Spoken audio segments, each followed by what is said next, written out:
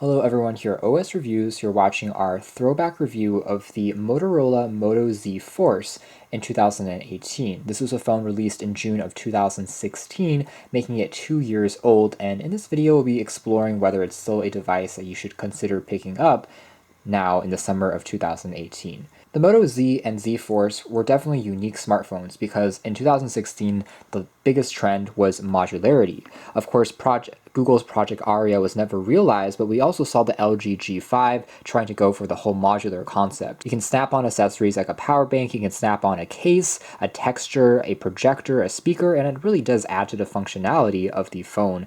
Otherwise, the Moto Z and Z Force both share the same internal processing power, which is the Snapdragon 820, a quad-core processor, also found on the original Google Pixel, the Xiaomi Mi Note 2, among other powerhouses of the time, supplemented with whopping 4 gigs of RAM, which even here in 2018 is still a pretty high amount, capable of delivering very smooth multitasking. It's also coupled with a 2K display, which is very sharp and vibrant, and it's an AMOLED screen as well, which means you can use gestures like this to wake the screen and take a look at the time and date without having all the pixels be lit up and save on battery. Differences between the Z Force and the original Moto Z include the battery capacity. The Z Force is actually a bit more industrial in terms of its design. It's still a pretty slim phone at roughly 7mm, but it's thicker than the 5mm of the original Moto Z, which is actually one of the thinnest smartphones on the planet. But the Z has only a 2600 milliamp hour battery, combined with a really fast processor and a 2K display, meant that the battery life was not very good unless you wanted to snap on a Moto Mod battery pack, but then that kind of defeats the purpose of having a thin phone in the first place. But the Z Force has a much more reasonable 3500 milliamp hour capacity pack. Camera on the Z Force is also a little better. It has a 21 megapixel sensor compared to 13 megapixels, which means you get more details if you zoom in and crop in on your shots, but otherwise in terms of saturation they are mostly the same.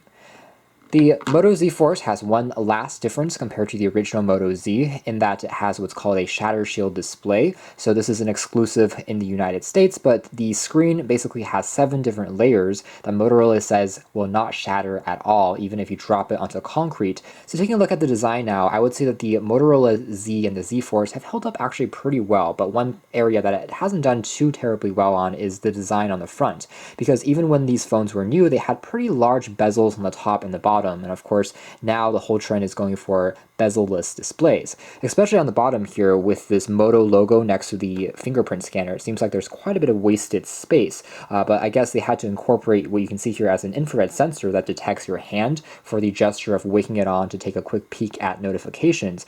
And we also have access to pretty tactile volume keys and a power key, which is nicely textured that makes it really satisfying to click. However, the placement of these controls are a little bit far up, so you have to reach a little bit to access them since this is a pretty large phone. Base of the phone features just the Type-C for charging and also for audio because unfortunately there is no standard 3.5mm jack. And on the back we have a continuation of glass meets aluminum to give you a pretty solid overall feel. Now of course the camera on the back of the Moto Z series even today has a prominent hump as part of its design, just because with the Moto mods it needs somewhere to snap onto more securely. So for instance with the case snapped on, everything will become completely flush. A quick size comparison, here it is next to a more modern 18:9 aspect ratio phone that has a 6-inch display, and you can see that dimensions are pretty much exactly the same, which is to say we can now squeeze a 6-inch display into the size of a 5.5-inch screen.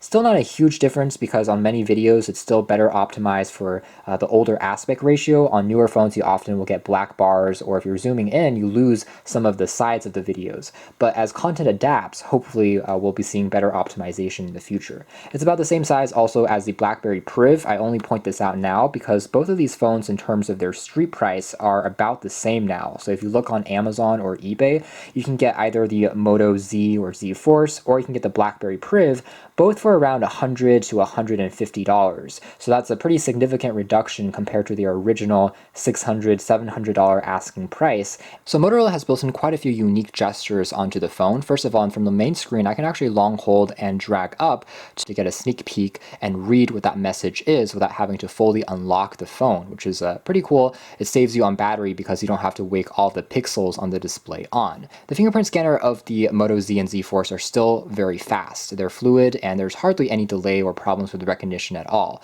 The only issue as far as the design is concerned is it really reminds me of a real hardware button that you will often want to press down to go back home, but unfortunately it only unlocks the phone. If you long hold, it actually turns the display off, so that is kind of a difference compared to other sensors on the market. I do wish that sometimes it could be changed to just act as a regular home key, and part of the confusion is because the fingerprint scanner physically protrudes from the edges of the phone. It actually sticks upwards, which I never really realized until I put my hands on the Moto Z Force. Software is one of the best things about Motorola phones because they are extremely clean, and this is no exception. It's been updated to Android 8.0 Oreo, and we have all of the gestures that are very similar to what we'll find on a Google Pixel phone or Google Launcher with that swipe up to have access to more apps. So Motorola has been very keen to update this to give you all the latest features there. Of course, this is the Verizon branded version of the Z Force, which is why you'll see a bit more bloatware than normal, but you can uninstall the programs that you don't plan on using, and it's still a quad-band GSM phone that you can access by popping another SIM card after getting it unlocked, if you're looking into that. Otherwise, again, drag down notification shade looks exactly the same as on a regular Android or a stock Android phone, so no changes to that at all, which is nice to note. We have virtual on-screen controls for going back home. I can long hold to access Google Assistant. I can also tap back as well as open up multitasking, including a split screen view of 2 apps at once, and as aforementioned, 4 gigs of RAM is still more than sufficient for a very buttery smooth experience. Taking a quick look at the camera next, it still remains a pretty decent shooter. Motorola and Lenovo have never been the best when it comes to mobile photography, but the Z Force is a huge step up for the company. It has, again, an insane amount of details thanks to the 21 megapixels, and even though it's still a single lens camera and not dual lens like the trend from 2017, it still is a pretty satisfying camera to shoot with, and to be completely honest, you don't really need that bokeh effect and the majority of shots that you take unless you're always just doing selfies or, portraits. In that case, you can also use software to create that enhancement. So here's a quick look at some sample images. You can tell that colors are reproduced very well, partly thanks to the AMOLED screen, which is extremely vibrant and punchy. Also, there's plenty of detail even if you zoom in. It's very lifelike as far as getting the colors just right. Reds are captured pretty well. It doesn't seem to blow those out too much. You still get some nice detailing, which is rare because a lot of smartphone sensors tend to struggle more with red colors. HDR is doing a great job of capturing the layers of clouds in the distance, and we also see plenty of detail in these trees even though we are zoomed in all the way here, so doing a nice job as well. Again, very natural looking images. It's just a very consistent camera where you don't have to do too much to get very good results. Simply snap a shot and for the majority of the time you'll be satisfied.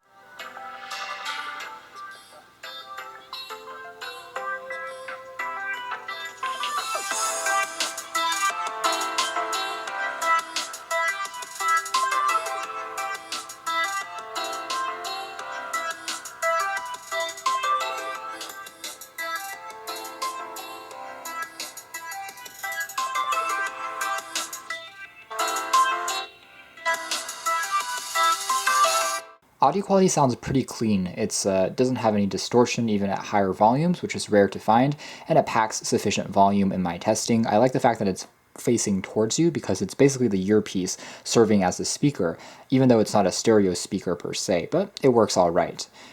And I'll mention that wireless connectivity options are very much standard on this phone, so it has 4G LTE, it has Wi-Fi, Bluetooth, GPS, it has NFC, but there is no wireless charging. However, there is a Qi-enabled Moto Mod that you can purchase that adds that functionality onto the back. So let's try loading up the New York Times, and it seems to be loading up fairly quickly here. Accelerometer is of course very quick, even with all of these ads as well as videos, scrolling elements, everything still remains pretty snappy. There's no checkerboarding at all, just again because the Snapdragon 820 is perhaps the most powerful quad-core processor that you'll find on a mobile device, and so it really does still hold its own when it comes to performance. As far as the thermals are concerned, the 820 is also a chipset that rarely gets very hot, so it doesn't really thermal throttle or have any performance bottlenecks, even when there are many tabs open and you have multitasking going on in the background. And because the phone's rim is made out of metal, it does dissipate heat slightly better. The bottom portion of the phone does get slightly warm after browsing for longer than, let's say, 30 minutes, but again, it never really gets hot. Now, when it comes to typing, the screen is very sensitive, first of all, so there's no real issues as far as typing very quickly. It's just because there is such a large bezel on the bottom of the phone combined with the virtual on-screen controls, it really shifts the keyboard towards the left of the device, which is a little bit awkward, and first you have to get used to it.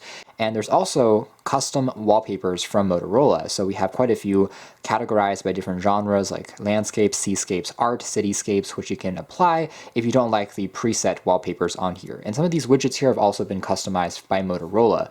That's more or less our revisited look at the Moto Z and Z Force here in 2018. We still have all of these very useful gestures as well as a pretty innovative and eye-catching design even now 2 years later. And Moto mods are something that hasn't gone away compared to LG's G5 and Friends approach, which was really a commercial failure. The phone as a whole still performs quite good, and the Snapdragon 820, despite not being the top-of-the-line SoC anymore, still hardly encounters any issues when it comes to day-to-day navigation, streaming videos, as well as multitasking, and even for gaming.